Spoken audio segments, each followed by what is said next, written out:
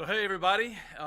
Boy, it's a good night or day, whatever your time happens to be, a good time to be in a circle this week. This is a great, great part of the book of Esther and a great place to discuss. A lot of discussion for you tonight as you think through this passage.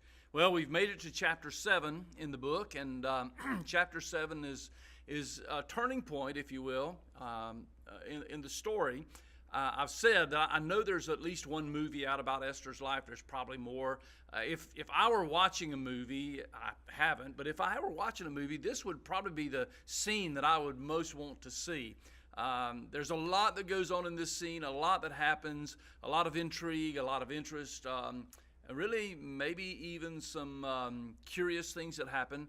So I encourage you to just read back through chapter 7. It's only a few verses. It wouldn't take you long to read through it and maybe just remind yourself of the story.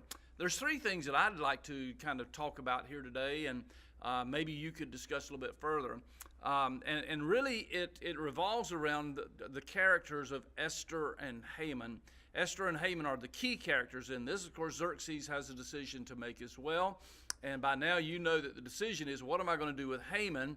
Because he's been exposed for the plot that he's had to exterminate the Jews. So think with me about three things. First of all, think a little bit about the contrast between Haman and Esther. Think of their life qualities. Think of the qualities that you've seen so far in the book through the first 6 chapters and now chapter 7. Think about the qualities exhibited by Esther and contrast them with the qualities exhibited by Haman. Let me give you an example to get you started. For example, you might think about or talk about this. Esther was very selfless in what she was wanting to accomplish. Her number one priority was not what was best for Esther, but what was best for the kingdom of the Jews, her own people, and Mordecai, her adoptive father. On the other side, Haman, in contrast, was all about Haman. Self-centered, self-promoting. Everything mattered about his own welfare and his own doing. Now, there's a lot of others tucked in there as well, so you might want to give some thought to that and contrast those two. Secondly, make a comparison. Now, this is a little bit more painful, but make a comparison between you and Esther or you and Haman. Now, we'd all like to think that if we compare the two, we'd all like to think we're much more like Esther. The truth of the matter is, maybe we've walked more steps in Haman's shoes than we have Esther's. If you look at those two, again, they're in contrast. And I look at my life and I'm trying to compare, where am I like Esther? Where do I have courage and unselfishness and patience and even positive scheming or strategizing?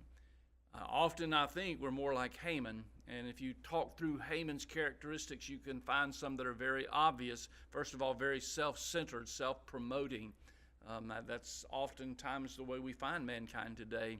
Also, when I look at Haman, I see a man who's very angry, and that anger leads to bitterness, which leads to malice or retaliation. And I look at mankind today, and I think that many more times we fit into the shoes of Haman in that way. Or compare the fact that Haman is scheming and manipulative. He's always wanting to be in control. He's wanting to control the circumstances around him, even willing to manipulate people, and not only manipulate people, but he would dare to manipulate or try to manipulate the king himself, King Xerxes.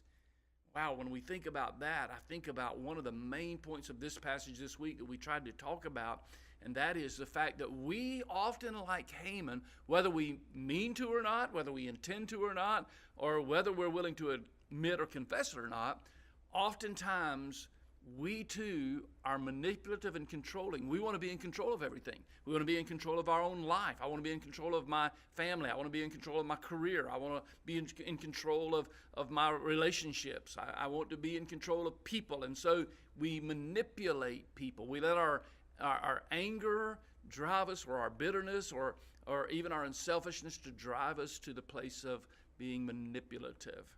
Wow. And I'm convinced that not only are we content or daring enough to try to manipulate people, but oftentimes we try to manipulate God. Why don't you talk about that just a little bit tonight? Why don't you talk about how it is that we try to manipulate God? To get you started, I'll say this. One of the ways that we manipulate God or try to manipulate God is through our good behavior.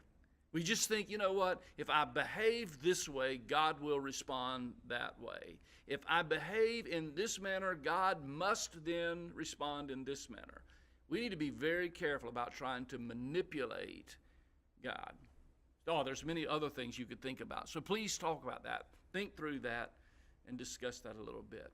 Well, the final thing, and I'm going to leave this to you because of time's sake, but maybe you want to not only compare you with Haman and Esther, and not only contrast Esther and Haman, but the third thing, talk a little bit about the contrast between Haman's death and the death of Christ on the cross. For instance, both died on a piece of wood. Both died by means of execution. Both died a very bloody and gruesome death. But wow, the similarities turn to contrast when you think it through. That'd be a good one for you to think about. Dig in a little bit deeper. Get a little bit more from this story by following that path. Well, have a great evening. I know you're going to have a lively and great discussion. And we'll see you Sunday next week for the final message and the conclusion of this great series on Esther. God bless you.